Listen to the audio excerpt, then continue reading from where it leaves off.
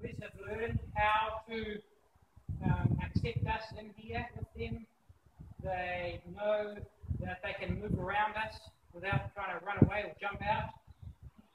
I've touched them with a stick and a towel and rubbed them with it. They've also learned how to turn from it, so they can turn in with their front end, they can move their hindquarters away. Now I've started doing it with the stick and the rope as well. It takes a little more for them to cope with because I have to fling the rope over their back.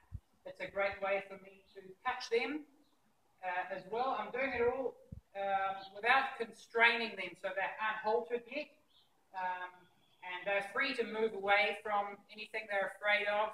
And then I have to adjust in a way that they're learning that it's fine to be touched by something thrown at them. Also, they're learning to get closer to me, turn towards me, turn away, and eventually be touched by me as well.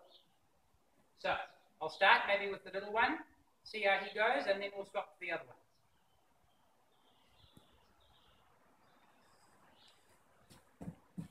And when I step into the pen each time, they're a little wild. He already knows to have a look, but he ran to start with. Now, because he's coming here, I'm not going to do anything to ruin that. I'll see if he'll touch the stick. He knows this little trick.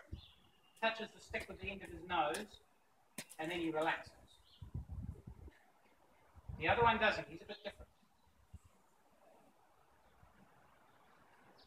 Now, he's trying pretty hard to stay here, but he thinks he should. And he might leave, and as he leaves, I'm just going to lay the rein over his back. I'm not very good with this rope. It's heavy.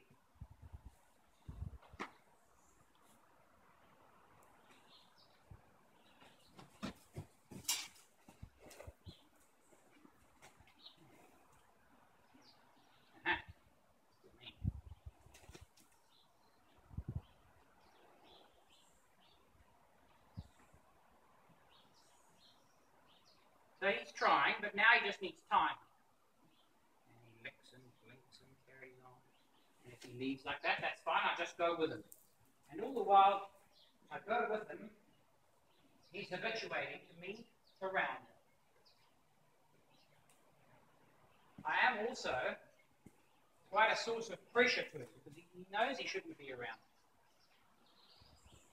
So he's going to try to remove that pressure somehow. And as he does, by turning either in towards me or looking like that, I'll back off him. But while he goes around, I just go with him. I don't have to do any more than that.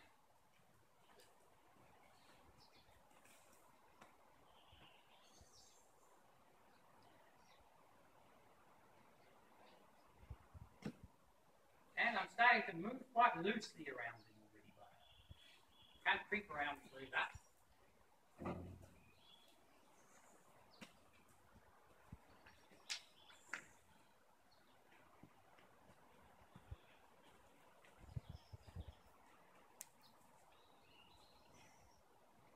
These are the same kind of things I would do to domesticated tame bulls who knew how to be haltered, except they'd have a halter on them. And they'd learn these tricks. Turning, going away, lunging, with a halter on. So these guys are learning those things without them. And they're becoming habituated first. Because if they have a halter while they're wild like this, it's always tempting to bring them or constrain them and make them do something that they might not quite be ready for. When you don't have a halter on, go about this stuff. You know if you've done too much because he's not going to stand there and let you do it to him.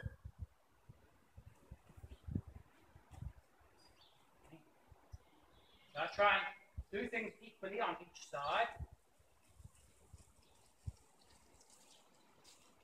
He's happy and he's not blowing so much.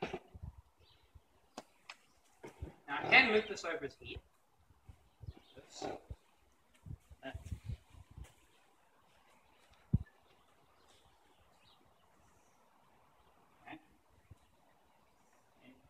Lead a step or two, which is fine. But he still needs more time.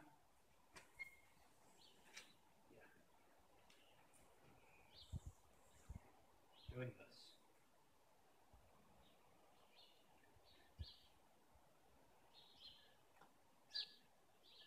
If he needs to move, we move. And we do things like this.